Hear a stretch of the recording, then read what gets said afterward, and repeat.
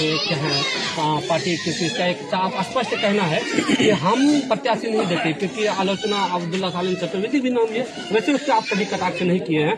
तो इन्होंने कहा कि हम ऊपर देखते हैं, असदुद्दीन ओवैसी साहब को देखते हैं, प्रत्याशी कोई भी आता, हम उस पर कोई टीका टिप्पणी उसकी नहीं है। माशाल्लाह अल्लाह ने चाहा तो आप इलेक्शन जीत जाइएगा।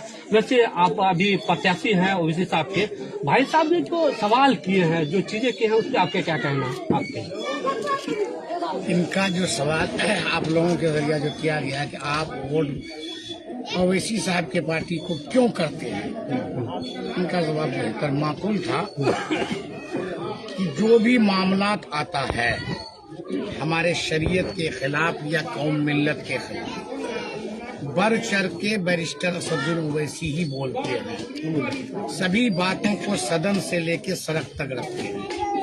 ये 100% सही है, और ये बातें भी सही है कि मैं एक छोटा सा नुमाइंदा के रूप में मजलिस-ए-इत्तेहादुल मुस्लिमीन के बैनर तले, जो कि हाथ में उम्मीदवार हूँ, मुझे वोट देने से, मेरे एमएलए बन जाने से बैरिस्टर असदुद्दीन ओवैसी साहब की ताकत बढ़ेगी और पूरे हिंदुस्तान में उनकी ताकत बढ़ेगी और सदन में आवाज भी बढ़ेगी।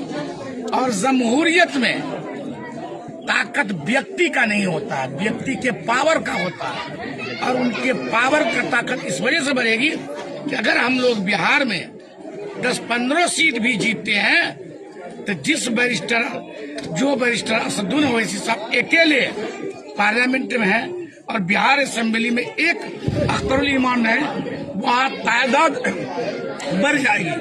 हमेशा संख्या बल जो होता है उनकी पहचान होती है, अक्सरियत की पहचान होती है।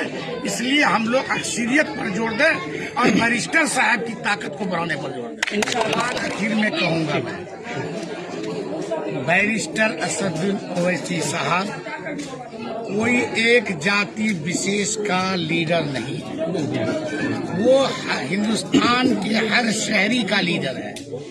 वो जिस जाति पर जुल्म होता है तो मजलूमों की आवाज बनते हैं। इसलिए मैं भी एक छोटा रुकन होने जा रहा हूँ और चुनाव लड़ रहा हूँ। अगर मुझे जीत मिली तो बैरिस्टर असदुद्दीन ओवैसी की तरह हर मजलूमों की आवाज बन करके आए।